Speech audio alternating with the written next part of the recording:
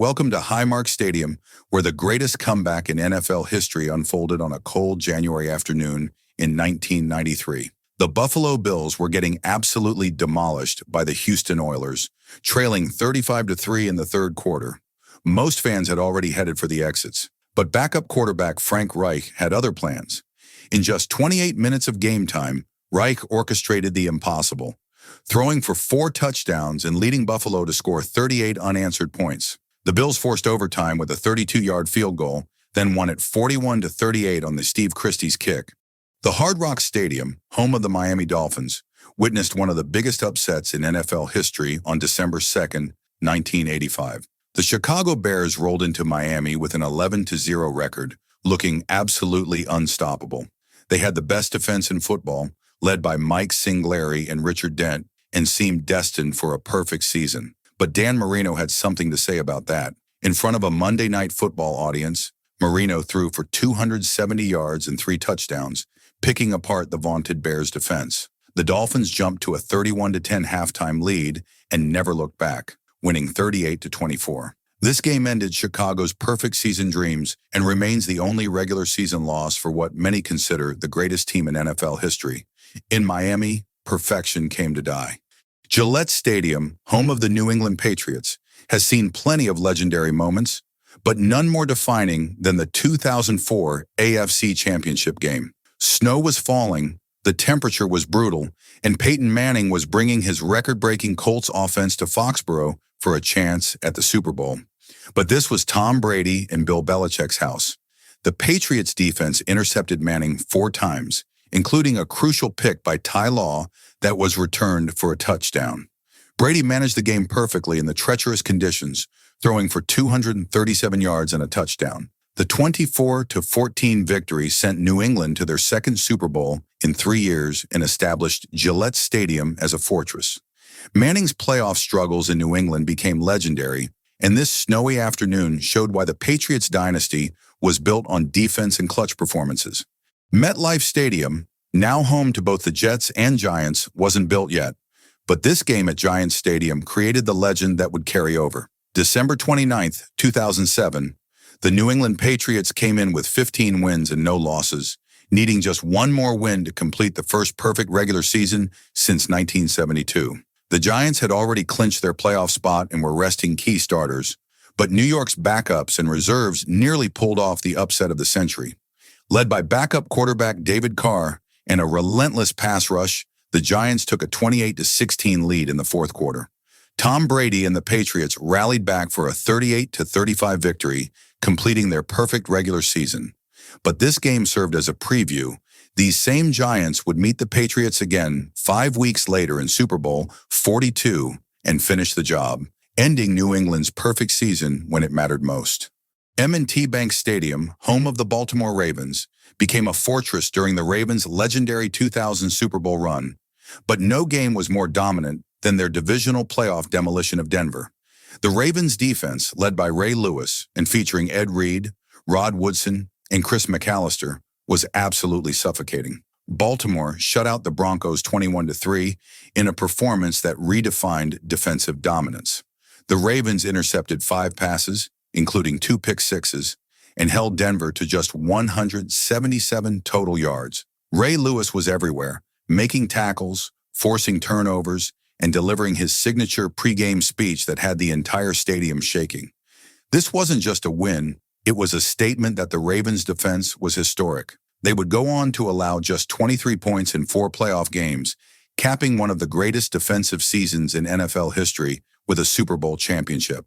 Paycor Stadium, home of the Cincinnati Bengals, erupted like never before on January 30th, 2022. The Bengals were hosting their first AFC Championship game since 1988, and the entire city believed this was their moment. Down 21-3 to the high-powered Kansas City Chiefs, most teams would have folded. But Joe Burrow had other plans. The second-year quarterback threw for 250 yards and engineered one of the greatest comebacks in conference championship history. Cincinnati scored 24 unanswered points, capped by Evan McPherson's 31-yard field goal with 5 seconds left. The 27-24 overtime victory sent the Bengals to their first Super Bowl in 33 years. Decades of heartbreak and bungle jokes were silenced as confetti fell in Cincinnati. This wasn't just a game. It was the rebirth of a franchise and a city's dreams coming true. First Energy Stadium erupted in joy on January 3, 2021, as the Cleveland Browns ended one of the NFL's longest playoff droughts in the most fitting way possible by beating their hated rivals. For 18 years, Browns fans had watched other teams celebrate while their team endured setback after setback. But on this Week 17 showdown against Pittsburgh, everything finally changed. Baker Mayfield and the Browns held the lead throughout, building momentum early and hanging on late for a thrilling 24-22 victory. The win capped an 11-5 season and officially clinched Cleveland's first playoff berth since 2002. Attendance was limited due to COVID-19 restrictions, but the emotion inside the stadium was undeniable. Players embraced, coaches celebrated, and fans knew history had been made. Beating the Steelers to end an 18-year playoff drought, that's Cleveland Browns football at its finest. This wasn't just a win, it was redemption.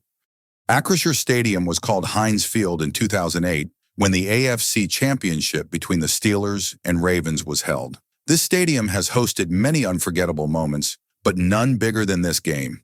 The Steelers and Ravens, two of the NFL's fiercest defenses, collided with a Super Bowl berth on the line. Pittsburgh's defense forced 3 turnovers and held Baltimore to just 198 yards, while Ben Roethlisberger delivered clutch throws. The defining play came when Troy Polamalu picked off Joe Flacco and returned it for a touchdown, sealing a 23-14 win. That victory sent the Steelers to Super Bowl 43, where they captured their 6th Lombardi trophy.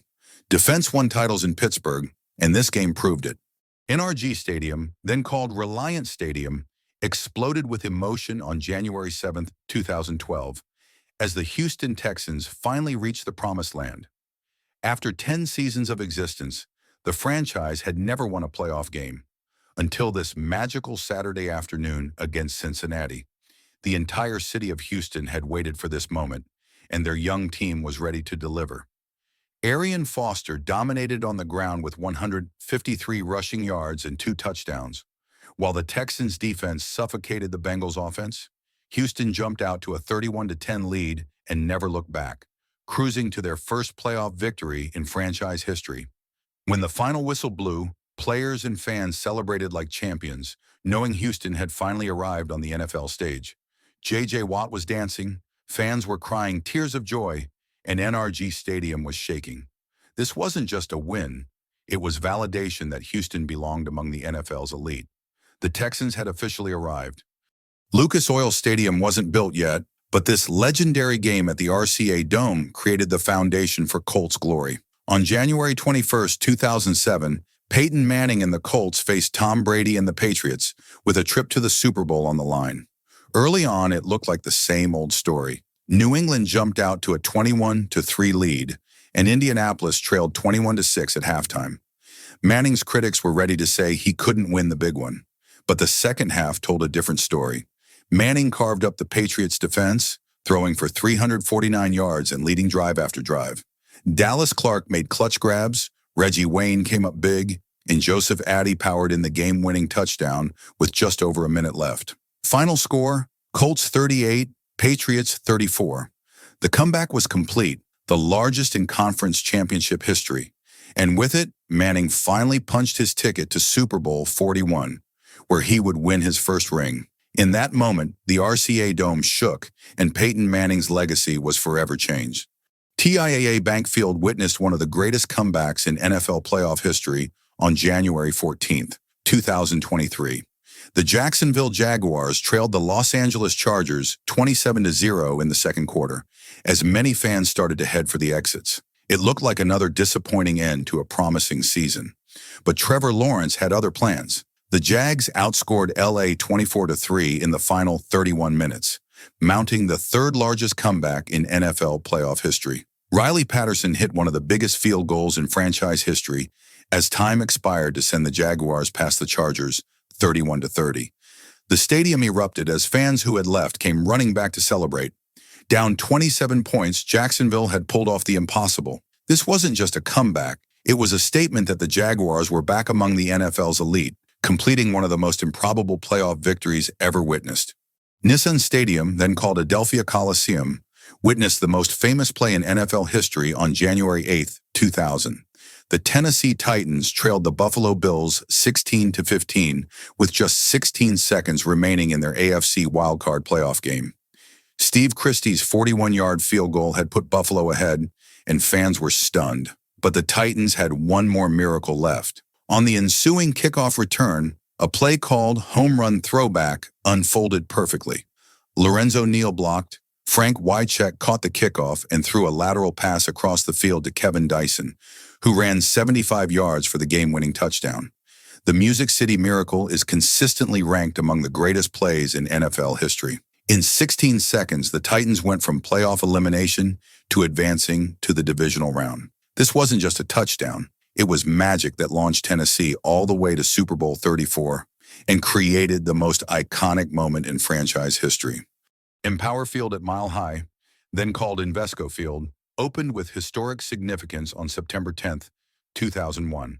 The Denver Broncos hosted the New York Giants in the inaugural game at their new home, winning 31-20 in front of a packed crowd eager to christen their state-of-the-art facility. But it wasn't just the victory that made this game legendary. This game took place exactly one day before the September 11th terrorist attacks that would change America forever. The timing makes this contest one of the most poignant in NFL history. The last NFL game played before that tragic Tuesday that united the nation. Terrell Davis rushed for over 100 yards in what would be one of his final great performances, while the crowd celebrated, not knowing how the world would change the next morning.